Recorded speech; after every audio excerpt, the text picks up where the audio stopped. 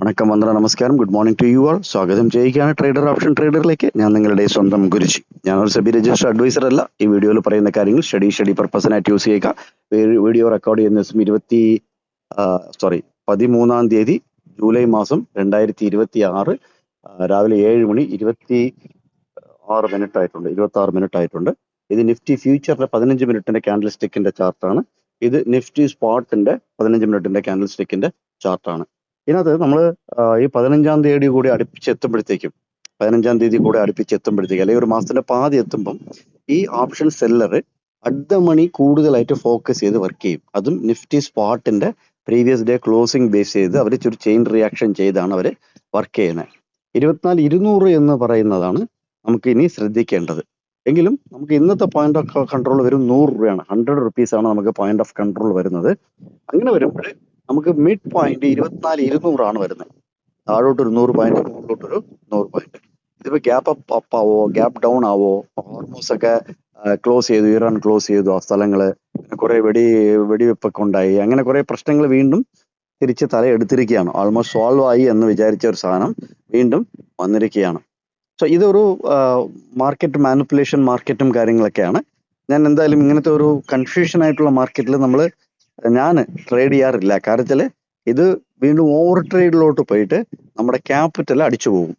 അതുകൊണ്ട് തന്നെ നമുക്ക് കൺഫ്യൂഷൻ, എന്റെ ഗട്ട് ഫീൽ ഉണ്ടെങ്കിൽ മാത്രമേ ഞാൻ കയറുള്ളൂ. ഇപ്പൊ ഇന്നലെ തന്നെ കയറിയില്ല. എന്താണെന്ന് വെച്ചാൽ ഇന്നലെ ഇൻസൈഡ് നല്ലൊരു ഇൻസൈഡ് ആയിരുന്നു. അതിൽ വലിയൊരു റെഡ് ക്യാൻഡിൽ, ഡേ ക്യാൻഡിൽ നിങ്ങൾക്ക് ഞാൻ കാണിച്ചു തരാം. വലിയൊരു ഡേ ക്യാൻഡിൽ ഇങ്ങനെയാണ്, വലിയൊരു റെഡ് ക്യാൻഡിൽ.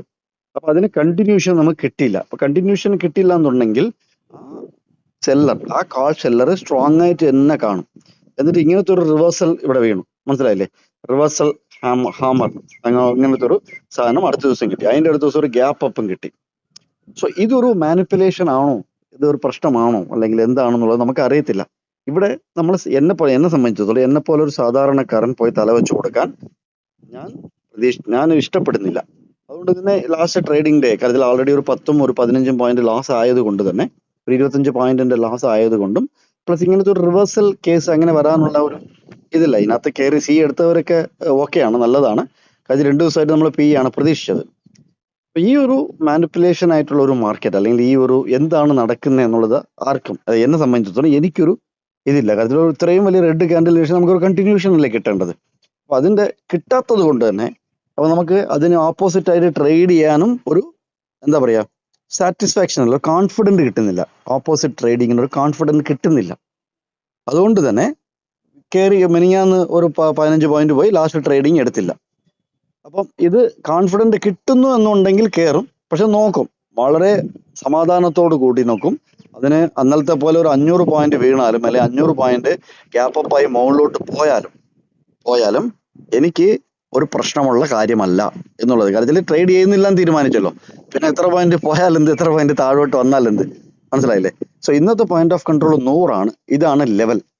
അതുകൊണ്ട് നമുക്ക് നോക്കാം എന്താ നടക്കുന്നത്, എങ്ങനെയാണ് മാർക്കറ്റ് റിയാക്ട് ചെയ്യുന്നത് എന്നുള്ളത്. അത് വേറൊരു കാര്യം ശ്രദ്ധിക്കുക, 24,200 CE 200 കൂടുതൽ നിൽക്കണം. അതല്ല 24,200 PE 200 കൂടുതൽ നിന്നാൽ മാത്രമേ ഈ 24,200 സ്ട്രാഡിൽ ചെയ്ത